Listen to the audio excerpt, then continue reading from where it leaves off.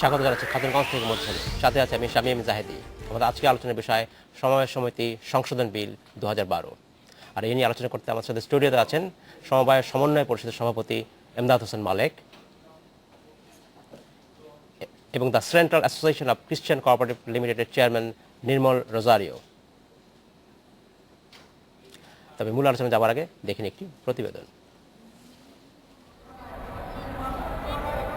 সংশোধিত সমবায় সমিতি আইনের 18 ধারায় 23-এর ক যোগ হয়েছে।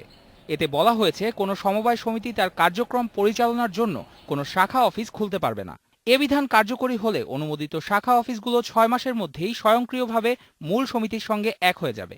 এ বিষয়ে সমবায় সমন্বয় পরিষদ বলেছে, সারা দেশে হাজার হাজার শাখায় শুধু ক্ষুদ্র ঋণেই বিনিয়োগ করা হয়েছে 5,349 কোটি টাকা।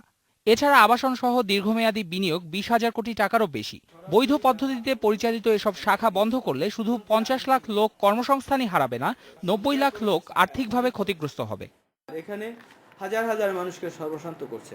তো লাইসেন্স দেওয়ার সময় একটা নীতিমালা করা দরকার, যেভাবে ব্যাংকে নীতিমালা করা হচ্ছে। এগুলি অর্থনীতিতে আগ্রাসী কোনো ভূমিকা পালন করে না, এগুলি জনবান্ধব অর্থনৈতিক কাঠামো তৈরি করে সমবায়।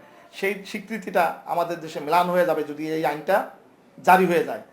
এ বিষয়ে সমবায় অধিদপ্তরের নিবন্ধকের মত অন্যরকম। তিনি জানালেন, অনেক প্রতিষ্ঠান শাখা বাড়িয়ে গ্রাহকদের সঙ্গে নানাভাবে প্রতারণা করছে। তাই অবৈধভাবে শাখা বৃদ্ধির কার্যক্রম বন্ধ করতেই এই আইনে সংশোধন আনা হচ্ছে। যারা অসমবায়ী এই সমবায়ের মধ্যে প্রবেশ করে সমবায়ের স্পিরিটকে, সমবায়ের আদর্শকে, সমবায়ের ভাবধারাকে তারা যে বিনষ্ট করছে, তাদের যে ভাবমূর্তি যে ক্ষুণ্ণ হচ্ছে, এই নতুন উদ্যোগের মাধ্যমে সেই অনুপ্রবেশকারী অসমবায়ীদের প্রবেশটাকে আমরা রহিত করছি। গত 11 সেপ্টেম্বর জাতীয় সংসদের সমবায় সমিতি সংশোধন আইন 2012 বিল আকারে উত্থাপন করা হয়। Independent news. দেখছিলাম প্রতিবেদনটি আমরা। স্বাগত জনাব এমদাদ হোসেন মালেক এবং জনাব নির্মল রোজারিও। প্রথম প্রশ্নে জনাব মালেক আপনাকে, যে এই যে বিল আকারে যেটা পাশ হয়েছে সমবায় সংশোধন আইনের 2012, এখানে কোন জায়গাটা আপনাদের বেশি আপত্তি বলে আপনার মনে হচ্ছে, বা আর কি কি কোথায় আপত্তি আছে? জাহিদ ভাই, আপনাকে ধন্যবাদ এই ধরনের একটি জাতীয় গুরুত্বপূর্ণ ইস্যুতে আলোচনা শুরু করার জন্য। আপনি প্রথমেই আপনার রিপোর্টে দেখেছেন যে 23-এর কতে যেটা বলা হয়েছে যে শাখাগুলি আইন জারির 6 মাসের ভিতরে বন্ধ করে দিতে হবে। এই সকল শাখা প্রত্যেকটাই সরকারের অনুমোদিত, আমাদের জানা মতে প্রত্যেকটাই সরকার অনুমোদিত। এবং সমিতিগুলোর কর্ম এলাকা যখন নির্ধারণ করা হয়েছিল, কোনোটার জেলাব্যাপী, কোনোটা বিভাগওয়ারি, কোনোটা সারা দেশব্যাপী। সরকার কিন্তু বলছে না যে এগুলো অনুমোদিত, সরকার বলছে এখন যেগুলো আগে ছিল সেগুলোকে মার্জ করে মূল অফিসের সাথে এক হতে হবে। এখন একটা আশ্চর্য ব্যাপার যে সরকার যেটা বলছে যে আইন জারির 6 মাসের ভিতর একীভূত হবে সমিতির সাথে, নন একীভূতটা কোথায়, কিভাবে এটা একীভূত না? ওটা তো সমিতির একটা পার্ট। ওইখানে শুধুমাত্র সমিতির পক্ষে আর একটা অফিস করে তারা কর্মসূচি বাস্তবায়ন করছে, ওটা কিন্তু একীভূত। নন একীভূত হওয়ার সুযোগ এখানে নাই। এক। দ্বিতীয় যেটা বলছে যে এটাকে বন্ধ করে দিতে হবে 6 মাসের ভিতরে, অথবা আর যদি বন্ধ না করে তাহলে এটার জন্য 7 বছরের জেল, 10 লক্ষ টাকা জরিমানা। আমাদের মাননীয় রেজিস্ট্রার মহোদয় তার বক্তব্যে বলছেন যে এর ফলে কিছু অসমবায়ীরা এই আইনের সুযোগে ঢুকে পড়ছে এবং তাদের প্রতিহত করতে জন্য এই উদ্যোগ নেওয়া হয়েছে। আমরা অবশ্যই অসমবায়ীদের প্রতিহত চাই, কিন্তু আমি প্রথমেই বলতে চাই যে শাখাগুলি যেহেতু সরকার অনুমোদিত এবং সেই শাখাগুলোর প্রত্যেকটাই অর্থকরী বিনিয়োগ আছে, দুইটা কাজ হয়েছে। ওই শাখার মাধ্যমে ওই স্থানীয় জনগণের কাছ থেকে তারা সঞ্চয় আমানত গ্রহণ করেছে, আবার স্থানীয় পর্যায়ে তারা বিনিয়োগ করেছে। যাদের কাছে সঞ্চয় নিয়েছে তারা কি মেম্বার নয় এমন ব্যক্তি আছেন? সমবায় সমিতি আইন 2001-এ নন মেম্বারের কাছে টাকা নেওয়ার সুযোগ ছিল, এখনো আছে বিদ্যমান, বর্তমান আইন পাস হওয়ার আগ পর্যন্ত। সেই হিসাবে আমি ধরে রাখি মেম্বার নন মেম্বার দুই পক্ষ থেকেই টাকা তারা নিয়েছে। কিন্তু মূল ব্যাপারটা শুধুমাত্র টাকা নেওয়ার ব্যাপার না, টাকাটা নেওয়ার পরে বিনিয়োগ হয়েছে। এখন যদি 6 মাসের ভিতরে আমি এই শাখাগুলি বন্ধ করে দিতে চাই, তাহলে যাদের কাছে বিনিয়োগ করছি তারা কিন্তু টাকা দিতে আসবেন না, বা তার সাথে যে শর্ত আছে এর আগে দিবেন না। আর যারা এখানে আবার বিনিয়োগ করেছেন, আমাদের সঞ্চয় বা আমানত যাদের কাছে নিয়েছি, তারা টাকাটা এখনই চাবেন। তা আমি যদি আদায় করতে না পারি, আমি চাহিত টাকাটা কিভাবে পরিশোধ করব? যখনই আমি পরিশোধ করতে পারবো না, তখন কিন্তু জনগণ আমার উপরে চড়াও হবে, বা স্থানীয় কর্মীদের উপরে অফিসগুলিতে আক্রমণের শিকার হবে। কর্মীরা পালায় বেড়াইতে বাধ্য হবে, কোথাও কোথাও একবারে মেসাকারি ঘটনা ঘটে যাবে। ফলে এই আইনটা অনুমোদিত শাখার বেলায় এটার কার্যকর হওয়া উচিত ছিল না, বা এটাকে ছাড় দেওয়া উচিত ছিল, অথবা সরকারের পুরো শাখার দায় দায়িত্ব নিজেদের বহন করা উচিত ছিল, যে তারা তাদের অ্যাডমিনিস্ট্রেটর বসায়া এই শাখাগুলো নিজেরাই পরিচালনা করবেন, নিজেরাই এটাকে শেষ করবেন। এটা সম্ভব না, কারণ অনেক শাখা আছে, সরকার কি এত সম্ভব না। সরকার যদি আন্তরিক না হয় তাহলে এই কাজটি আদৌ সরকারের পক্ষেও সম্ভব না। তাহলে সমবায় সমিতিগুলো কিন্তু রাতারাতি এখান থেকে বেড়ে আসা সম্ভব না। যে কারণে আমরা মনে করি যে এই অঙ্গে 50 লক্ষ লোকের কর্মসংস্থান তৈরি হয়েছে, 90 লক্ষ সদস্য সমবায়ীরা আছেন। এর যদি আপনি হিসাব করেন একটা পরিবারে 5 জন মেম্বার, 4.5 কোটি মানুষ এই সমবায়ের সাথে কোনো না কোনোভাবে যুক্ত হয়ে গেছে, হয় টাকা জমা দিয়ে অথবা ঋণ গ্রহণ করে। এই লোকগুলোর ভিতরে কিন্তু একটা নেতিবাচক ধারণা ইতিমধ্যেই পড়তে শুরু করছে, নানান রকম প্রশ্ন জন্ম দিয়েছে। ফলত আমরা লক্ষ্য করছি ঋণ যারা গ্রহণ করেছেন তাদের ঋণ ফেরত দেওয়ার প্রবণতা কমে গেছে, কারণ তারা ধরে রাখছেন আইনটা জারি হলে এরা যখন চলে যাবে আমার টাকাটা দিতে হবে না। ঠকবাজ লোক সব পক্ষেই আছে। যে কথাটা আমাদের মাননীয় রেজিস্ট্রার বলেছেন যে অসমবায়ীরা ঢুকে পড়ছে, তাদেরকে প্রতিহত করার জন্য আইন দরকার। আমি বলতে পারি মাননীয় রেজিস্ট্রারের প্রতি শ্রদ্ধা রেখেই বলছি, এই আইন জারি করেও অসমবায়ীদেরকে প্রতিরোধ করতে তিনি পারবেন না। যদি প্রতিরোধ করতে চান, বর্তমান 2001-এর সমবায় আইন এবং 2004 বিধির 66(3) যদি প্রয়োগ করেন মাননীয় রেজিস্ট্রার, তাহলে এখনই অসমবায়ীরা এখান থেকে পালায় যাবেন। 66(3) স্পষ্ট করে বলে দেওয়া আছে যারা নন মেম্বারের কাছে টাকা নেবে পরিস্থিতি বুঝে সেই সমস্ত প্রতিষ্ঠানের বিরুদ্ধে রেজিস্ট্রার বিধিনিষেধ আরোপ করতে পারবেন। আমি মাননীয় রেজিস্ট্রারকে কাছে প্রশ্ন রাখতে চাই, 2004-এর পরে আজকে 2012, এর ভিতর একটা সমিতিকে 66(3)-এর আওতায় কোনো বিধিনিষেধ আরোপ করেছিলেন? যদি আরোপ না করে থাকেন তাহলে আর একটা নতুন আইন জারি করে সেটা কার্যকর করবেন, এই বিশ্বাস আমার মনের ভিতর কেন? আমরা আপনার কাছে আসবো জনাব নির্মল রোজারিও। আপনার কি মনে হয় এই যে বলা হচ্ছে যে আইনে যে নতুন করে শাখা বা অফিস খোলা যাবে না, এতে কি আপনার মনে হয় সামগ্রিক সমবায়ের ব্যবস্থায় ব্যাঘাত হবে? হ্যাঁ, অবশ্যই। প্রথমত আপনাকে আমি ধন্যবাদ জানাই জয়দীপ ভাই, যে একটি গুরুত্বপূর্ণ বিষয়ে আলোচনার অবতারণা করেছেন আপনি। যদি শাখা খোলার ব্যবস্থাটা বন্ধ করে দেওয়া হয়, তাহলে যেটা মালিক সাহেব বলেছেন এই ঘটনাটা তো ঘটবেই। উপরন্ত সমবায় আন্দোলন যেটা যতটুকু বিকশিত হয়েছিল সেটাও স্তীমিত হয়ে যাবে। এবং আমরা মনে করি যে 2001 সালের সমবায় আইনটি বা বিধিটি এটা অনেকটাই সমবায় বান্ধব ছিল, এবং এর ফলে গত 10 বছরে 15 বছরে বাংলাদেশে কিন্তু সমবায় আন্দোলন অনেক শক্তিশালী হয়েছে।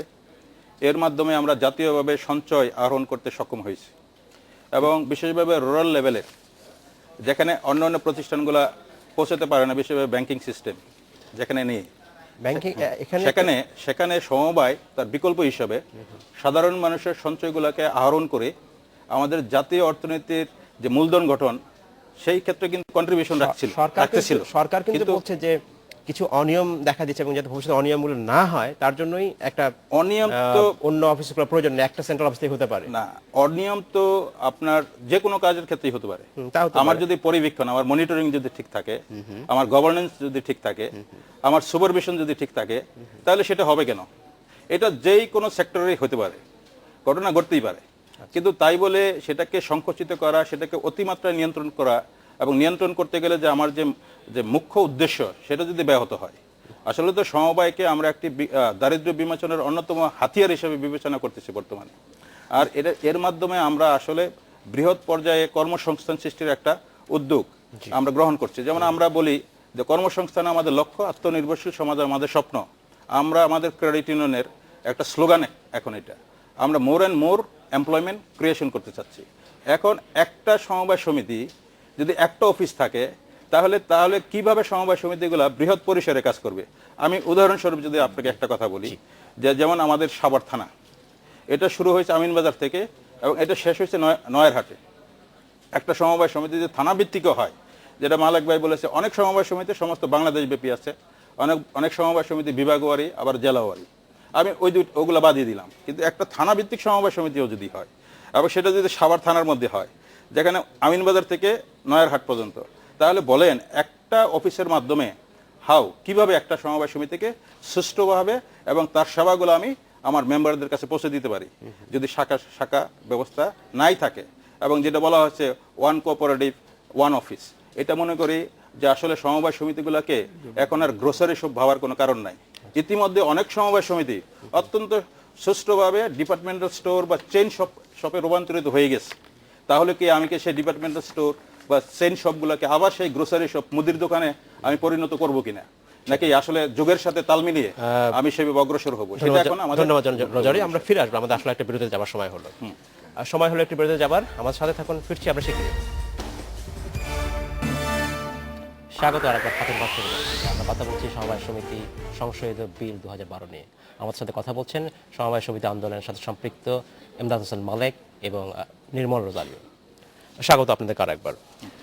আমরা কথা বলছিলাম বিরতির আগে যে সমবায় সমিতি যেটা বলা হচ্ছে যে আইনের কথা কি কি দিক খারাপ বলে আপনারা মনে করছেন। তো আরেকটা দিকে আমি আপনার দৃষ্টি আকর্ষণ করতে যাচ্ছি জনাব মালেক, যেটা আমরা প্রতিবেদন দেখেছি। আপনি বলছেন যে যেটা হচ্ছে সমবায় সমিতি বর্তমান যে সংশোধন আইন করা হচ্ছে, যে বিল সংসদ উত্থাপন করা হচ্ছে, সেখানে বলা হচ্ছে যে কোনো ব্যক্তি বা প্রতিষ্ঠান যারা সমবায় সমিতির মেম্বার নয়, সদস্য নয়, তাদের কাছ থেকে ঋণ নিতে পারবে না, আমানত নিতে পারবে না এবং ঋণ দিতে পারবে না। তো আপনার কি মনে হয় এই প্রথাটা কি আপনার সমবায় সমিতির জন্য ভালো হলো? ধন্যবাদ ভাই আরেকবার। কিন্তু আমার একটা বক্তব্য হচ্ছে যে এটা ভালো মন্দের বিষয়ে যাওয়ার আগে আমি একটু এই ক্ষেত্রে দ্বৈত নীতি সরকারের আপনার এখানে তুলে ধরতে চাই। আমরা যে টার্গেট পিপলে নিয়ে কাজ করি, প্রান্তিক জনগণ, একই কাজ এনজিওরা আমাদের দেশে করে। 80-র দশক থেকে 2006 সাল পর্যন্ত এনজিওরা বেআইনিভাবে টার্গেট গ্রুপ তৈরি করে তাদের কাছে সঞ্চয় নিয়েছেন এবং ঋণ কার্যক্রম তাদের সাথে করেছেন। 2006 এসে সরকার মাইক্রো ক্রেডিট রেগুলেটরি অথরিটি গঠন করলেন। তারপর থেকে এখন আইনি এই 6 বছর চলছে। এখন পর্যন্ত ব্রাকের কি ওই আমার গ্রামের মা মেম্বার, তার কাছ থেকে তাকে ঋণ দেওয়া হচ্ছে, তার কাছ থেকে সেভিংস দেওয়া হচ্ছে। এবং আমরা দেখছি 3034 কোটি টাকা শুধুমাত্র আমাদের মায়েদের সঞ্চয় আছে এনজিওদের কাছে। এই টাকাগুলি কিন্তু নন মেম্বারদের, এই মায়েরা, এই গ্রুপের লোকরা। আমি একটু বলছি দাদা, কোনোদিন এই এনজিওর নীতি নির্ধারণে কোনো ভূমিকা পালন করতে পারে না। কোনো বার্ষিক সাধারণ সভা জানে না, কে চেয়ারম্যান তাও জানে না। এখানে ব্যাংকের মতো তারা সঞ্চয় করে ঋণ নেয়। এই সুযোগটা এখানে সমবায় সমিতি তো মাইক্রো ক্রেডিট কোম্পানি না বা এনজিও না, এটা একটা আইন দ্বারা। আমি একটু বলি আপনাকে, সেটা আমি একটুখানি সময় দেন আমাকে। এটা একটা সমস্যা যেখানে তারা এটা করতেছে বেআইনি ভাবে একটা পর্যায়ে, এখন আইনি ভাবে নন মেম্বারের সাথে করছে, অন কাইন্ড অফ ব্যাংকের মতো অ্যাক্টিভিটি করতেছে। তাদের জন্য দ্বিতীয় সুবিধাটা হলো ওয়ার্ল্ড ব্যাংকের হাজার হাজার কোটি টাকা পিকেএসএ, পল্লী কর্ম সহায়ক ফাউন্ডেশনের মাধ্যমে তাদেরকে এনজিওগুলোকে ঋণ দেওয়া হয়।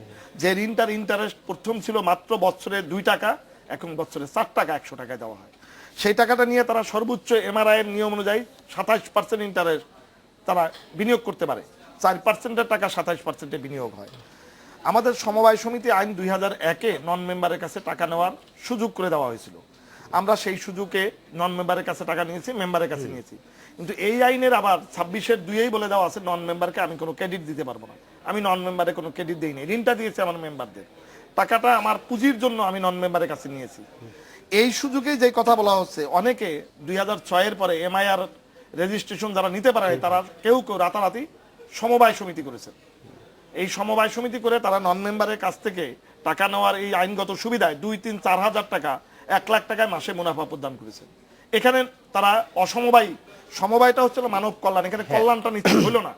এই ক্ষেত্রে আমরা মনে করি বর্তমান যে আইন সরকার করেছে নন মেম্বারের কাছে টাকা নিতে পারবে না, এটা আমরা সাধুবাদ জানাই। কিন্তু এই সাধুবাদের পাশাপাশি এই কথাও বলতে চাই, একই দেশের দ্বৈত নীতি হইল, একটা এনজিওর জন্য আর একটা আমার জন্য। তারপরেও আমরা যেহেতু সমবায় করি, সমবায়ীদের কাছে আমি সেটাই বলতে চাচ্ছি, সেটা এনজিওদের জন্য কি করা হচ্ছে সেটা নিশ্চয়ই সরকার সেভাবে দেখবে। কিন্তু আমার যেটা মনে হয় যে যদি নন মেম্বারদের কাছ থেকে ঋণ না দেওয়া না হয় বা আমানত গ্রহণ না করা হয়, সেটা কিন্তু আমার মনে হয় আর্থিক ব্যবস্থাপনার ক্ষেত্রে একটা শৃঙ্খলা থাকবে বলেই আমার বিশ্বাস। আপনার কি মনে হয়? আপনার কি মনে হয় নির্মল রোজারিও এই বিষয়ে? হ্যাঁ, সরকার যেটা বলছে যে অ্যাকচুয়ালি নন মেম্বারদের থেকে বা যারা সদস্য না তাদের থেকে আমরা যেন আমানত গ্রহণ না করি, যেটা বর্তমান আইনে আছে, যেটা মানে বলা হচ্ছে যেন না করা হয়, সেটাতে আমাদের তেমন কোনো আপত্তি নাই। বস্তুত আমরা সমবায় সমিতিগুলা, অনেক সমবায় সমিতি তার সদস্যদের মধ্য থেকে শুধু সঞ্চয় আমানত নেয় বা আমানত নেয় এবং তার মেম্বারদেরকে ঋণ দিয়ে থাকে। তাহলে যেটা হচ্ছিল যে অসদস্যদের থেকে আমানত নেয়া, আমার মনে হয় সেটা যে খুব ক্ষতিকর ছিল তা না, কিন্তু জাতীয় অর্থনীতি বিকাশের স্বার্থে বড় যুক্তি কিন্তু যে আর্থিক শৃঙ্খলা যাতে ঠিক থাকে, ইররেগুলারিটি যাতে না হয়। হ্যাঁ, আর্থিক শৃঙ্খলা তো আমাদের সমবায় অধিদপ্তর ছিল। সমবায় অধিদপ্তরের মাধ্যমে সেটাকে আসলে আমরা নিয়ন্ত্রণ বা সেটাকে আমরা আসলে মনিটরিং বা সুপারভিশন করতে পারতাম। যদি সেটা করা যাইতো তাহলে তো এটা দেশের অর্থনৈতিক উন্নয়নের জন্য এবং দারিদ্র্য বিমোচনের জন্য সমবায় তো অনেক আগে থেকে কাজ শুরু করেছে, এটা 1904 সাল থেকে বাংলাদেশে, কিন্তু আর এনজিওদের আবির্ভাব তো হয়েছে আপনার মনে করেন 1970 সালের পর থেকে। কিন্তু আমরা মনে করি যে সমবায়টা, আমি সময় যেহেতু কম, আমি একটু যোগ করি সব এই জায়গায়। করতে চাই। আমরা কি আসলে এনজিওরা আর্থিক শৃঙ্খলা ভেঙে ফেলছে? তারা কি খুবই অন্যায় করেছে? পারে নাই? এমআরআই কর্তৃপক্ষ কঠিনভাবে সেখানে আইনটা প্রয়োগ করে। সমবায়ীরা যে আর্থিক শৃঙ্খলা ভেঙে ফেলবে নন মেম্বারের কাছে টাকা নিলে, এই সুযোগটা যদি আমার আইন প্রয়োগকারী সংস্থার দুর্বলতা না দেখে, যে সমবায়ীদের দুর্বলতা হিসাবে আমরা কেন দেখছি? না, নিশ্চয়ই সরকার সেটা দেখবে, চিন্তা করবে, কারণ আইনটা, আমি আরেকটা বিষয় আপনার দৃষ্টি আকর্ষণ করতে চাচ্ছি, সেটা হচ্ছে যে এই আইনে বলা হচ্ছে যে, খসড়া আইনে বলা হচ্ছে যে কোনো সমবায় সমিতির নামের সাথে ব্যাংক শব্দটা ব্যবহার করতে পারবে না। তো আমার তো মনে হয় এটা বেশ ভালো দিক। এটাকে আমরা স্বাগত জানাই, কারণ আসলে সমবায় সমিতি হবে সমবায় সমিতি। সেটা যদি আমি সমবায় সমিতি করি, অবশ্যই লিখে দিব সমবায় সমিতি, বা এটা যদি সম্প্রীতি কোঅপারেটিভ ক্রেডিট ইউনিয়ন আমরা যেটা বলি, নিশ্চয়ই আমাদের সমিতির নাম বলবো, এখানে ব্যাংক বলার কোনো প্রয়োজন নাই। জনগণের কাছে ব্র্যান্ডিং এ ব্যাংক এটা দরকারই বাকি, ব্যাংক তো আলাদা একটা ইনস্টিটিউট, সেই নাম ধারণ করে আমাকে বিভ্রান্তি তৈরি করা জনগণের কোনো প্রয়োজনই নেই। আমরা ওইটাকে মনে করি সরকারের এটা শুভ উদ্যোগ, কিন্তু আমার আশঙ্কা এটা লিখে দিলেই কি তারা ব্যাংক নাম বাদ দিবেন? হ্যাঁ, মানে মূল উদ্দেশ্য হচ্ছে যাতে কোনোভাবে সমবায় সমিতি ব্যাংকিং কার্যক্রম করতে না পারে অনুমতি ছাড়া। সো এটা এখানে কিন্তু আবার একটা নতুন প্রশ্ন চলে আসে। প্লিজ বলুন। ব্যাংকিং কার্যক্রম বলতে আমরা কি বুঝি? ব্যাংকিং কার্যক্রম হচ্ছে ব্যাংকগুলা বাজারে জনগণের কাছে যে কোনো লোকের কাছে টাকা নেয়, তার চাহিদা মাত্র টাকাটা ফেরত দেয়। সমবায় সমিতিও কিন্তু এতদিন পর্যন্ত নন মেম্বারের কাছে টাকা নিয়েছে এবং তার চাহিদা মতো টাকা ফেরত দিয়েছে। এখন সরকার আইন করছে নন মেম্বারের কাছে নিতে পারবে না। তা আমি কিন্তু আমার মেম্বারের কাছ থেকে ব্যাংকের মতোই সঞ্চয়, ডিপোজিট, স্থায়ী আমানত, চলতি সঞ্চয়, শেয়ার, এগুলো আমি আদায় করব, এবং আবার মেম্বার যখন তার টাকার প্রয়োজন হবে সে টাকা তুলে নিতে, দুইভাবে ঋণ নিতে পারে অথবা সঞ্চয় তুলে নিতে পারে। তো এইটাকে যদি ব্যাংকিং বলেন, ব্যাংক আইন 5-এর তয় বলা আছে স্পষ্ট করে, ব্যাংক হচ্ছে একটি বাজার মুখী প্রতিষ্ঠান, সেটা সবসময় জনগণের সাথে কার্যক্রম বাস্তবায়ন করে, এবং যারা টাকা জমা করে তারা কোনোভাবেই অর্ডার দিয়ে টাকাটা তুলে নিতে পারে।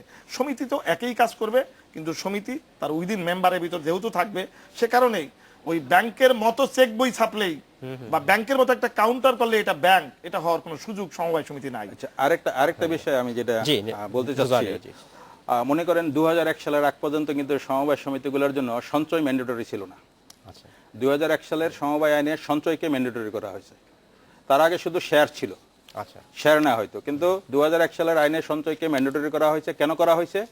কারণ দুটা কারণ। একটা হলো যেন আসলে সমবায় সমিতিগুলার তার মূলধন গঠন করতে পারে, আর দ্বিতীয় কথা ছিল যে সমবায়ের মাধ্যমে যাতে আসলে সঞ্চয় বৃদ্ধি পায়, মানুষের সেভিংস যে হ্যাবিট, অভ্যাস, সেটা যেন গড়ে ওঠে। এই কারণেই কিন্তু সেটা করা হয়েছিল। সুতরাং এই কারণে বিভিন্ন ধরনের প্রোডাক্ট সৃষ্টি হয়েছে, প্রোডাক্টের মাধ্যমে সঞ্চয় আহরণ করা হয়েছে, এবং সেই সঞ্চিত অর্থ দিয়ে যেটা মূলধন গঠন হয়েছে সেটা ঋণ হিসাবে মেম্বারদের মধ্যে বিনিয়োগ করা হয়েছে।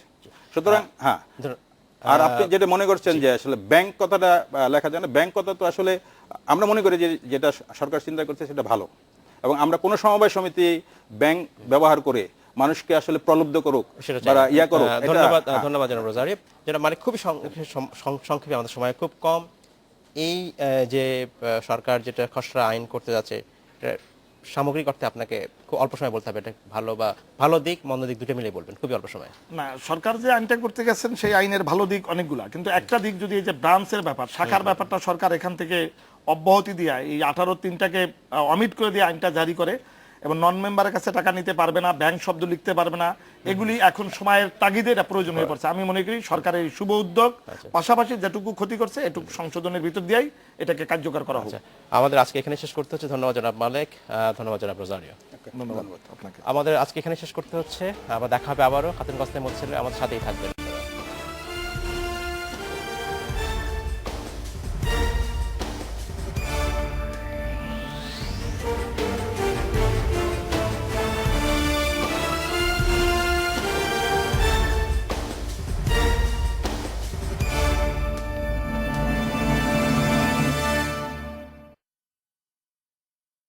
শরবত